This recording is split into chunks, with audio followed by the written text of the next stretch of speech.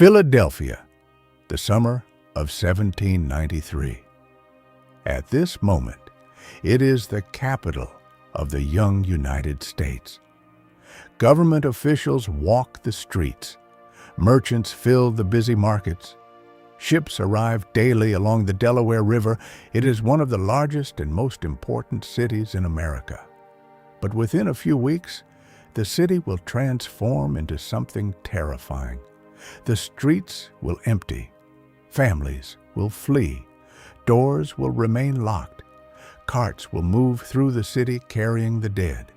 A mysterious disease will spread faster than doctors can understand. And the capital of the United States will slowly become a silent, frightened city. This is the story of the yellow fever epidemic of 1793, a disaster that nearly shut down the entire government of the young nation. In the early 1790s, Philadelphia stands at the very heart of the young United States. Only a decade has passed since the end of the American Revolution, and the country is still shaping its identity. At this moment, Philadelphia serves as the temporary capital of the nation, while the future capital city of Washington is still being planned and built. The city is one of the largest and most important urban centers in North America. Nearly 50,000 people live here, making it the biggest city in the United States at the time. Government officials work in busy offices across the city. Congress holds its sessions here. Foreign diplomats arrive to negotiate with the new republic. Carriages carrying politicians, merchants, and messengers move constantly through the narrow brick streets. The city's port along the Delaware River is filled with ships arriving from Europe and the Caribbean. Markets are crowded with traders selling food, textiles, and imported goods. Philadelphia feels energetic, ambitious, and full of promise. To many Americans, it represents the future of the new nation. Yet beneath this growing prosperity lie problems the city does not yet fully understand. Crowded housing, poor sanitation, standing water along the riverfront. And in the intense heat of summer, these hidden weaknesses are about to become dangerously important. The summer of 1793 arrives with heavy humidity. Temperatures climb. Air hangs thick above the streets. The Delaware River waterfront smells of rotting cargo and stagnant water. Mosquitoes multiply in marshy areas near the city. At the time, people do not understand the role mosquitoes play in spreading disease. Doctors believe illness spreads through bad air, or miasma. So when the first strange fevers appear in late summer, no one fully understands what is happening. Patients develop chills, severe headaches, high fever. Some suffer vomiting and internal bleeding. Soon, doctors realize something is terribly wrong. At first, the illness appears only in a few houses near the busy docks along the Delaware River. Doctors are called to examine several patients suffering from high fevers and severe weakness. Some complain of intense headaches and pain in their backs and joints. Others begin vomiting violently. Their skin becomes hot, their eyes red and glassy. Within a few days, more cases appear. Neighbors fall sick. Entire households report the same strange symptoms. The disease moves quietly through the crowded neighborhoods close to the waterfront, where ships from the Caribbean and other ports arrive daily. Physicians try different treatments, but nothing seems to slow the spread. Some doctors attempt bloodletting, believing it will remove harmful elements from the body. Others prescribe herbal tonics or recommend fresh air and rest, but the illness behaves unpredictably. Some patients recover after days of suffering. Others suddenly grow worse. Their skin begins turning yellow. Dark vomit appears, a terrifying sign doctors soon begin recognizing as the most dangerous stage of the disease. Word spreads quickly across Philadelphia. People whisper about a deadly fever moving through the city. Markets grow quieter. Neighbors avoid visiting one another. And although no one yet understands the true cause, the disease continues spreading, slowly tightening its grip on the capital. As the epidemic spreads through Philadelphia, fear begins to take hold of the city. At first, people try to remain calm. Many believe the illness will disappear as quickly as it appeared. But when the number of deaths continues to rise, the mood in the city changes dramatically. Rumors move through the streets faster than official information. Neighbors whisper about entire households suddenly falling ill. Doctors' carriages race through the city day and night. Soon, those who have the means begin leaving Philadelphia. Carriages crowd the roads leading out of the city. Wealthy families pack their belongings quickly, hoping distance will protect them from the disease. Inns and farms in the countryside begin filling with refugees from the capital. Government officials also grow alarmed. Offices begin closing. Important documents are moved out of the city. Even President George Washington decides it is too dangerous to remain in Philadelphia and temporarily relocates outside the city. Within a short time, thousands of residents have fled. The once busy streets begin to look unfamiliar. Markets grow quieter. Shops close earlier each day. But for many people, escape is impossible. Dock workers, servants, laborers, and the poor cannot afford to leave. They remain inside the increasingly dangerous city, watching neighbors disappear and wondering who might fall sick next. Philadelphia, the capital of the young nation, is slowly becoming a city defined by fear. By early autumn, Philadelphia begins to feel like a completely different city. Only a few weeks earlier, the streets had been crowded with merchants, carts, and travelers moving between markets and government buildings. Now, entire blocks stand strangely quiet. Shops are closed. Market stalls sit empty. The busy waterfront along the Delaware River grows unusually still as trade slows and ships avoid the infected city. Many homes remain locked and abandoned.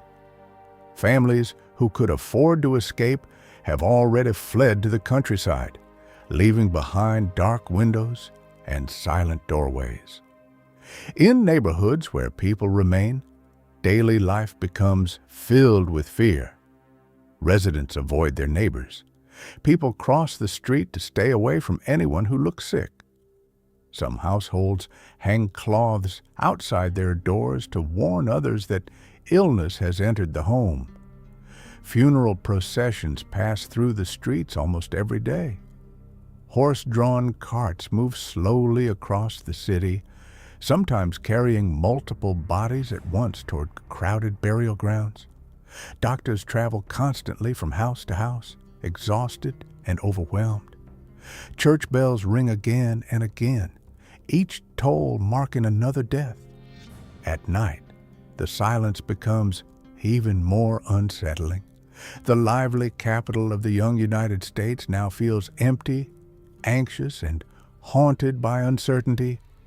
Philadelphia is not only fighting a disease, it is losing the rhythm of normal life.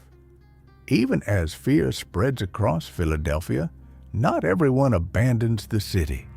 While thousands flee to the countryside, many residents choose to stay and help those who are suffering.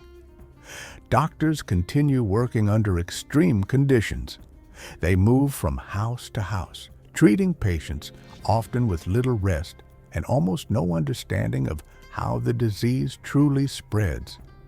Hospitals quickly become overcrowded. Temporary care centers open in homes, churches, and public buildings. Volunteers begin organizing aid for families trapped inside infected neighborhoods. Food must still be delivered, medicine must still be distributed, and the dead must still be buried.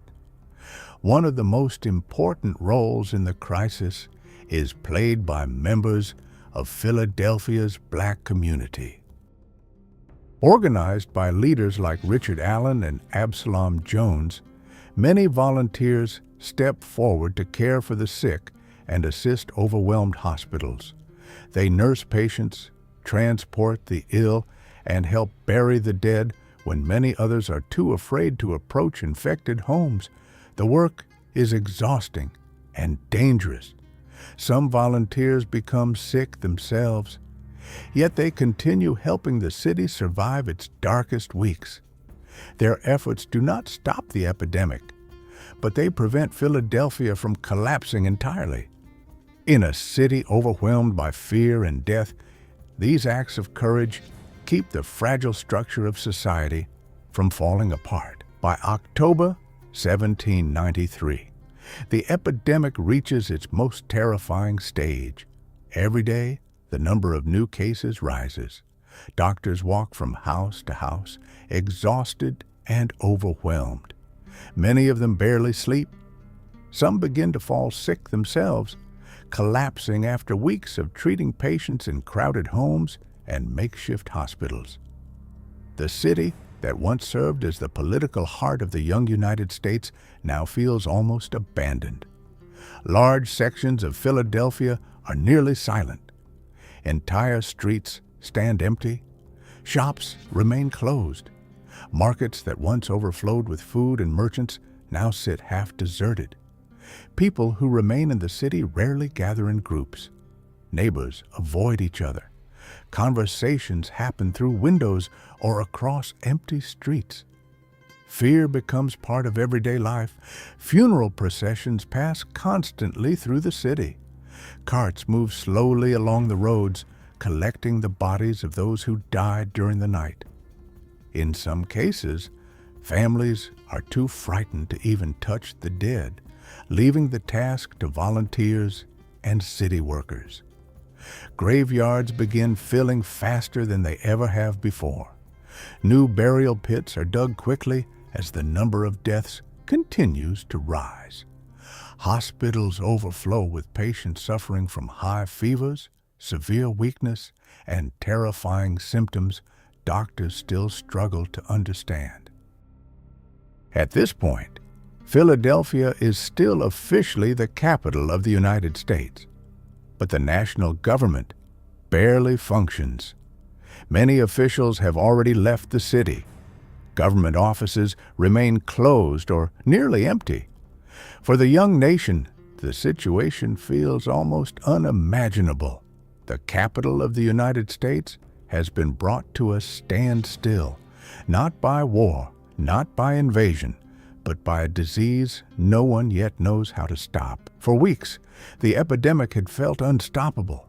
Every day brought new funerals, new reports of illness, and new families abandoning their homes.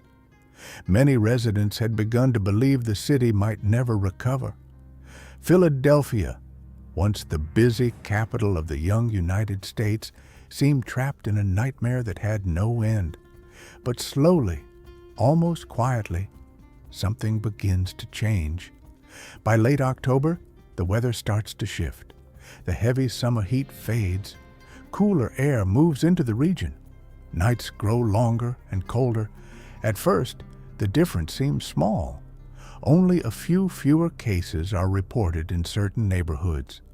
Doctors remain cautious. After so many weeks of disaster, no one wants to believe the epidemic might finally be weakening. Yet, as the days pass, the pattern becomes clearer. Fewer new patients arrive at the hospitals. Some streets that once echoed with funeral carts begin to grow quieter.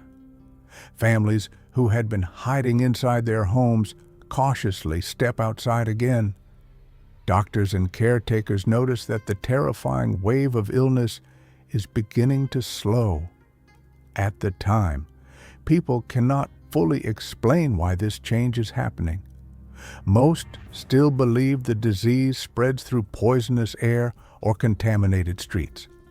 The real cause, mosquitoes carrying the virus, will not be understood for another century. But the cooling weather brings one crucial change.